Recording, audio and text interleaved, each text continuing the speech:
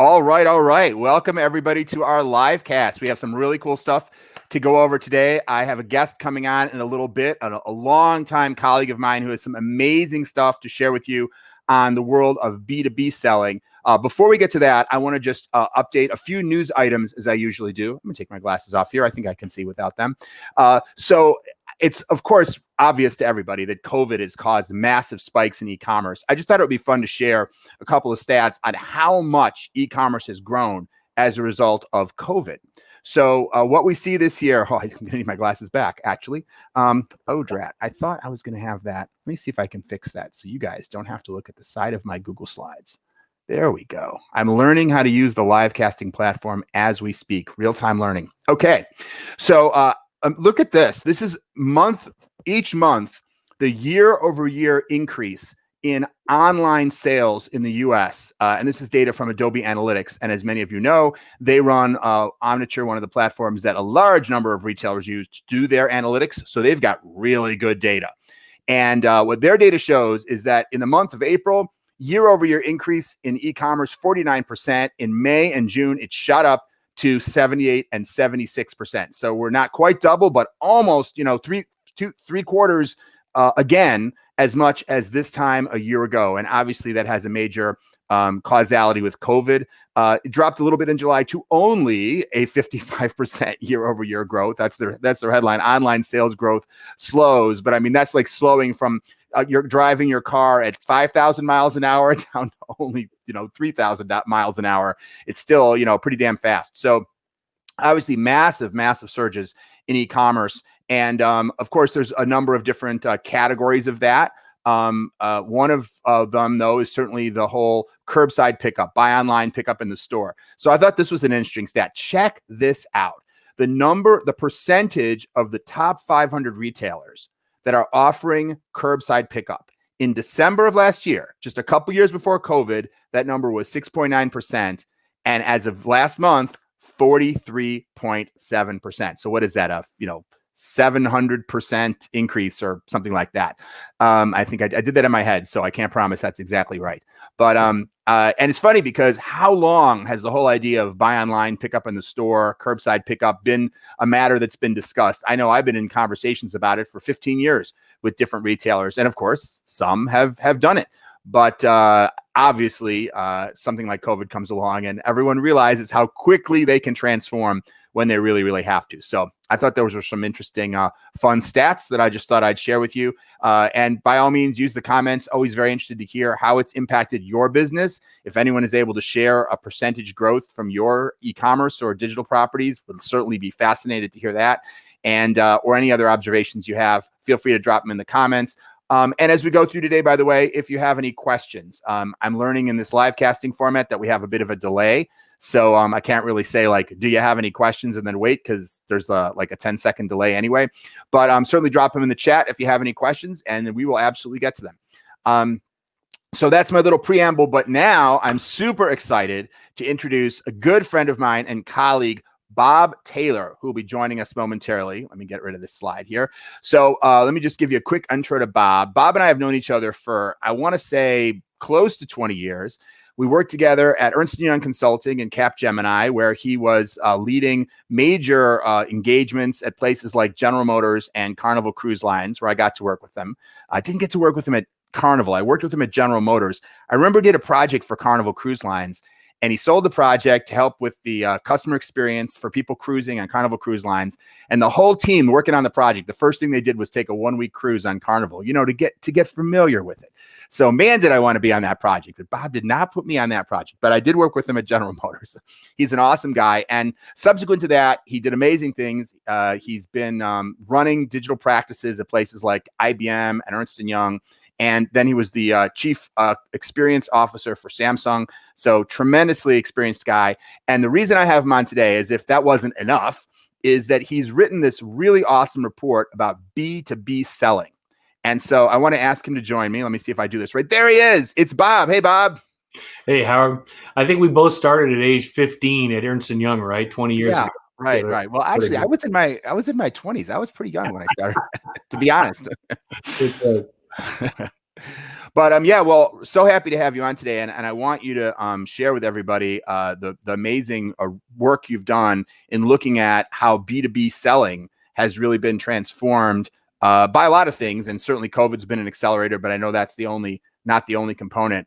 It got me thinking about one thing, and then I really want to just start to ask you to kind of talk about some of your findings. But as we were preparing to do this, I thought, well, it's about B2B selling. Like, I wonder how much of our audience is interested in B2B selling. Because I thought, well, of course, some people work for a company that, like our company, or like a company that is primarily in the B2B business. But of course, there are a lot of brands that think of themselves as being B2C. But then I thought, actually, I think just about every company is in the B2B business. For example, one of our biggest clients is Avis Budget Group. And of course, you probably think of them as a B2C brand, right? You go on vacation or whatever, you get a car. But they sell to businesses, right? They sell to businesses for rental cars, and they get corporate accounts. And even look at someone like, Kellogg's, right? You think, well, what would be the ultimate B2C business? A company that sells something like Frosted Flakes in the grocery store. But who do they really sell to? They really sell to supermarkets, right? They really sell to distributors, getting them to carry the product. Or take another one of our largest clients, NBC, right? Again, you'd think, well, gosh, they're an entertainment company. They're beaming their content into your household. They're a B2C company. And of course, yes, they are. But who really pays their bills? Advertisers, and getting out there and selling. So the reality is, there may be an exception. I'd be interested to know, and anyone wants to put in the chat and comments, is your company a B2B company or is it a B2C company? But especially if you think of it as a B2C company, is it really just B2C, or is B2B actually a super important part of the nature of your business? I mean, even Chipotle has a big business in catering, right? So I would venture to say that while there may be an exception, I'm sure someone can always come up with an edge case. I would venture to say that just about every business is in the B2B business. And with that, Bob, I want to turn it over to you. And I know you've done this. In fact, let me get your slide going here. So give me a second to get it organized. And I know you've done this 5 reasons. Let me see if I can do this right here. 5 reasons why improving your digital experience will help you win more in B2B. So I know you've done a bunch of research on this topic, and maybe let me turn it over to you, and anything you want to say to introduce yourself above and beyond what I just said is welcome. And then I'd love to hear just what prompted this research. Sounds great. Thanks, Howard, for having me on. And I thought we were going to do fly fishing. How to tie fly? No, I'm just kidding. No fly fishing, please. Yeah, we only have a half hour for that. So actually, I think it's really great when you talk about B2B or B2C, and the C in the B2C is consumer usually. And for years we've been talking about B2B2C. So a lot of B2C businesses are B2B2C. But for the last 5 or 6 years with digital, really, we put customer in for the C, and we say it's C to B. And what's happening now in the marketplace is that more often customers have more choice. They have more control over the buying process. And so C to B is more likely what many of my clients will identify with. Mm-hmm. You say what prompted this research is exactly that. We're seeing a huge spike in B2B businesses putting up e-commerce sites. They're saying, listen, in other parts of the world, we're seeing this much business through e-commerce. We're not seeing it in the U.S. We've got a great sales force here in the U.S., great account management sales force.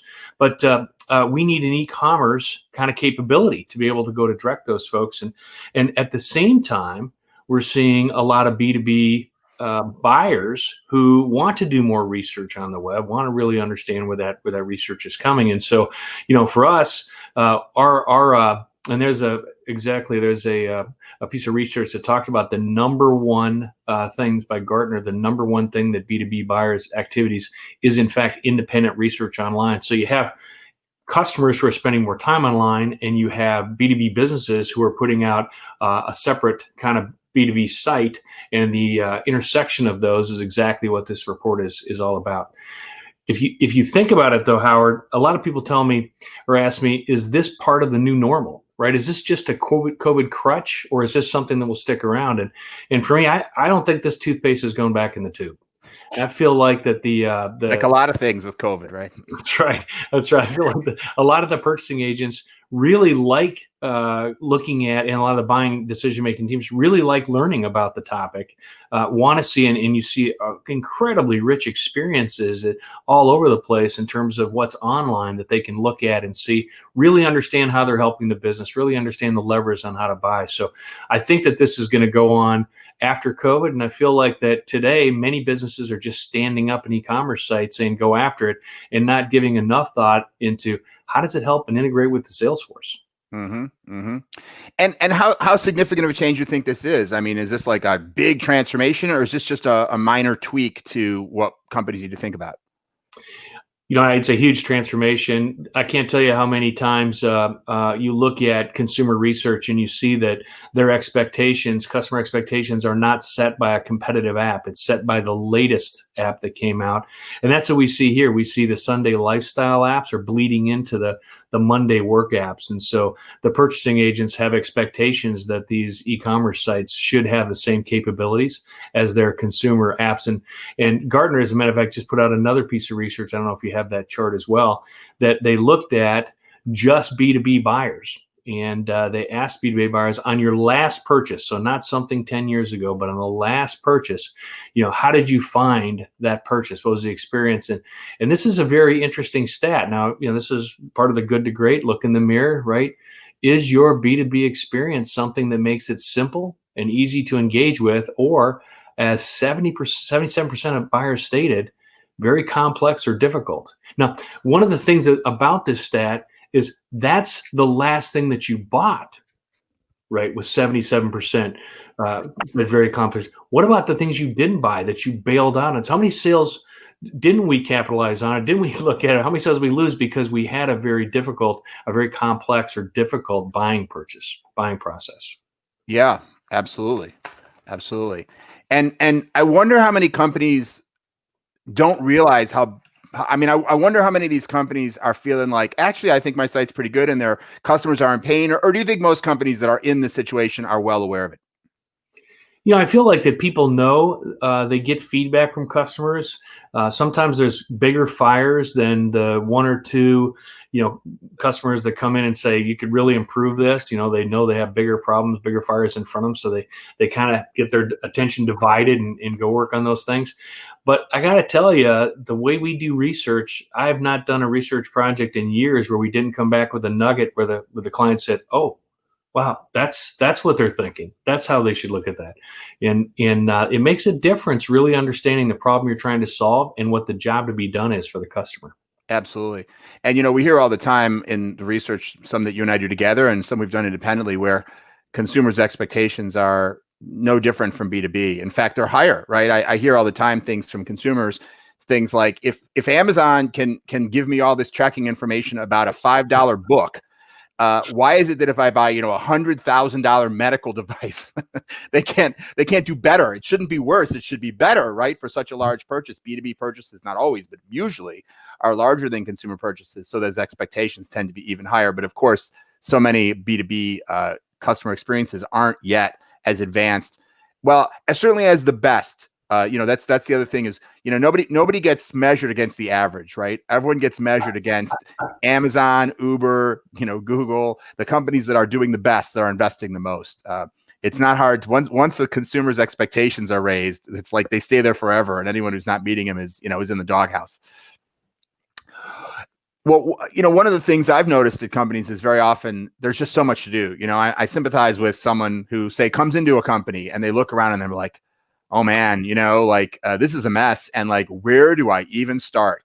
How do you start? How do you prioritize if you realize that, gosh, there's friction in the sales process, there's friction for our current customers, all different types of customers, our employees are also having a difficult time. How do you figure out how to triage all that and know where to begin? Yeah, it's a great question. And I think you're right. As part of the hiring process, there should be some kind of open the kimono and see what you're really getting when you get in that new job, right? And a lot of people come in and say, this wasn't, you didn't tell me it was like this. So, and then they call us and we're happy to help them, right? Isn't that how every new president is, right? Like, we elect a president, he says, I'm going to do all these things. And the very first thing he tells you is, man, once I got into government, I found out all this stuff and nobody told me it was this bad. I'm not going to be able to do all those things I promised.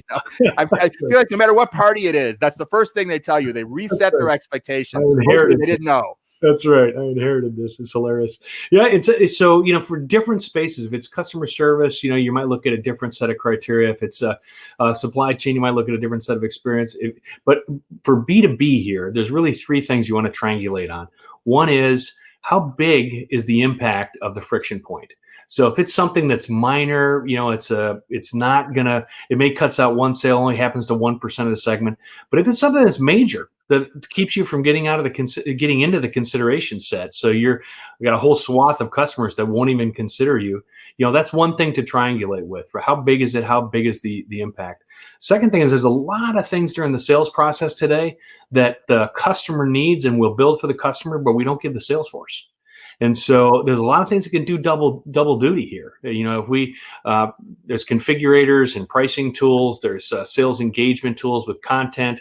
If we give the salesperson the same tool and allows them to engage with the customer better and to allow them to increase sales as we can to have it be online on the e-commerce side, it does double duty. So that's another thing to consider. And then the last thing to consider in this space is what do the B2B customers want? What's the job to be done? Where do they find the friction? Where do they think it is? I can't tell you how many clients I've talked to, especially recently where there's too much to do. And they've said, we don't need to talk to customers. We know where the problems are. We don't need to talk to them. And of course, they could be right. But if you want to be 100% successful, including the customer in the solution design, it's a tried and true way to do it. Yeah, no, I certainly agree. Especially if you're not going to do everything. Sometimes there's something's broken. Should we fix it? Well, probably if it's like broken. And some people feel like, well, I don't need to ask. I need to go ask a customer whether I should, fix the broken thing. But sometimes it's like, well, but what if you have 500 broken things and there's different layers of broken, right? It doesn't work at all. But then it kind of works, but it's kind of a pain. It's kind of a mess. Customers aren't totally happy with it. And you got to figure out where to start. You want to start where the highest leverage is, right? But where is that? And like you say, it's if you don't, I always the story I always like to tell is the story of Uni Haskell. Have I told you that story, Bob? No. Oh man, that's one of my favorite stories. It's like an old internet meme, right? And there was this woman named Uni Haskell. And she was retired, living in Florida, and she decided her whole life she'd never played golf, and she wanted to learn to play golf. So she goes to a local club, and public course, and she rents a bag of clubs, and she goes out onto the green, has someone give her a couple of quick explanations of what to do, and she puts the tee on the first hole, and she grabs the driver. Someone told her that's the club you start with, the driver. She unwraps the ball from the package, brand new, puts it on, and swings at the ball just as hard and as fast as she can. And what do you think happens? Whiff. Well, actually, she managed to hit the ball. And the ball actually traveled like a pretty respectable, like 70 yards, like lucky hit, right? And then it lands on the green and it bounces a couple times, and then it kind of rolls right into the hole. She hits a hole-in-one on the very first hole of her very first game of golf with no lessons. Right. So I like that story because it proves a really inspiring point, which is that anything is possible. But try that 100,000 more times and it's never going to happen again. So to me, sure, like you said, you could be right. You could not ask your customers and you could somehow amazingly, lacking that insight, be able to figure out just the right thing to do and the right choices and the right prioritization. But man, that requires a heck of a lot of luck to be right versus just, doing what you and I know works, which is right. Go find out. That's right. And one of the things that's a great point in that story, and I'm glad you shared that with me, is consistency. A lot of customers, especially B2B customers, rate their vendors on how consistent they are. Are they trustworthy, right? Are they building trust? Are they going to let me down? Are they consistent? Can I count on them, to make sure that they can deliver every time, high quality? And building that trust is really, really important to get the sale, right? You got to really trust some folks are going to be there for you. And consistency is a big part of that. And I would add, it's true internally as well. When you're the head of sales or you're the head of digital or whatever, you're head of IT, whatever your job is, people are also looking to you for predictability. Whatever you're delivering, you're spending money on behalf of the company to drive some kind of business result. Sure, once in a while you could get lucky, but that's not what people like to invest in. Whether it's a client investing in a B2B salesperson's product, or whether it's just your own, CEO or whoever giving you money to invest in the company's digital experience. What the winners are the people who year after year deliver over and over and over on a consistent basis. Right. Not no nothing against Junie Haskell and her fantastic luck, but you I just want to do it once. You can't keep doing it. It's like, hey, Uni, show me that again. Like it's not going to work. You missed it the first time. So, well, let me ask you, and I know we only have a couple more minutes here, but I know you and I were on a call with a client the other day, and we got to hear about a CEO who sounded very familiar to me. He was an archetype to me, and that was the CEO who, once the problem is pointed out, basically says, okay, fix it. I want it fixed in 30 days.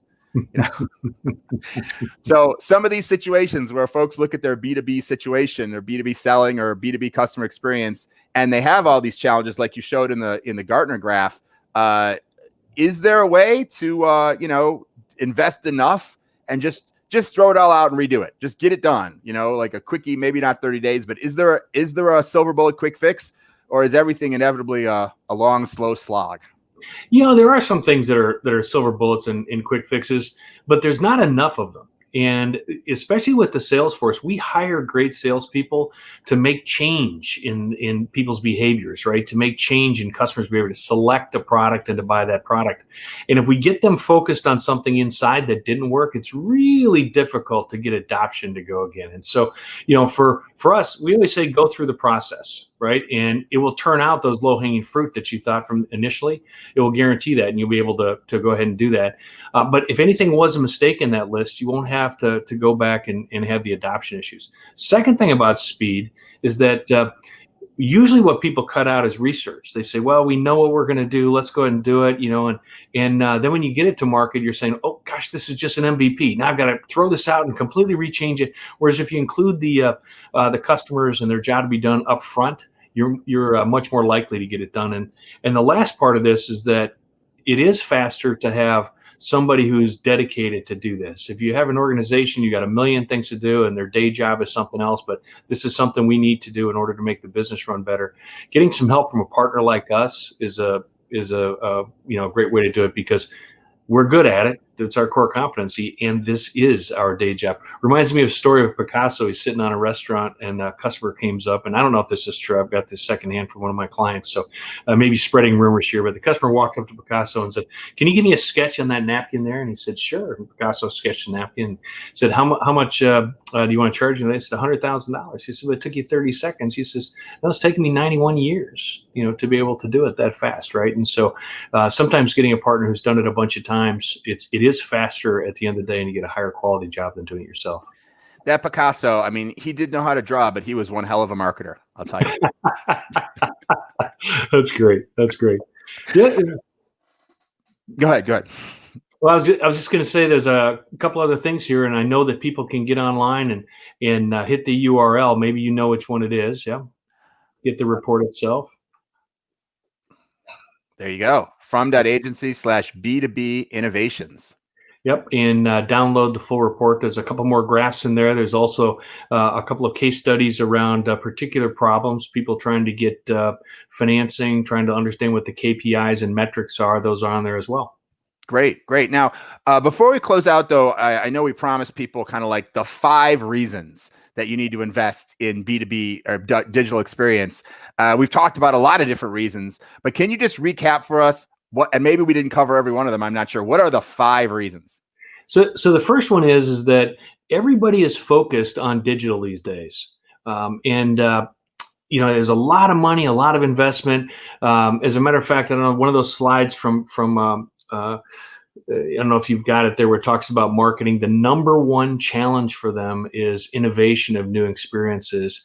And it's the number 2 most important thing for them this year. And so, this is an area where every marketing, every sales group is trying to improve the experience.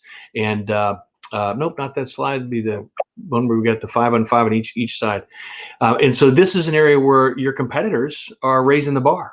and they're not just raising the bar, they're skyrocketing. And so that's the number one reason, is that innovation is happening here, and you have to do that to compete. You got great sales forces, right?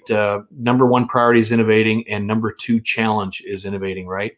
And number one is engaging customers in real time, which is also part of your B2B experience. So everybody's doing it. You got to do it in order to give your salespeople a great chance. The second reason is that is your other chart that you showed with the two balloons, is that in many cases the digital experience can help the salesperson and it can help the buyer. So it does double duty.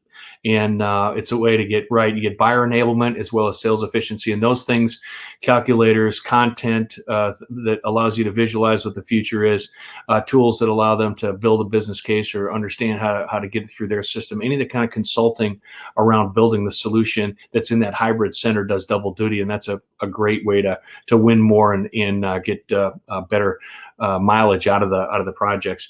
And then the third thing is that we talked about this a little bit. More B2B buyers are shopping online, right? More of your prospects are there, and so we need to serve that prospect group, and we need to do it in such a way where it engages them, and we can trigger the behavior we want so that they buy more, right? So that we can get them to do more online. And then the last thing is that this step, if you look at and McKinsey's got a great model on this. You can put that slide up, Howard, if you want to. If you look at this step, the active evaluation step is the place where most of the folks where you can make a difference. Initial consideration, which is where they want to consider your product, they haven't heard of you, it's awareness. It's usually more around advertising, word of mouth, right? But this experience is now, I've heard of you, and I'm making the decision between you and a competitor, or you and not to do anything.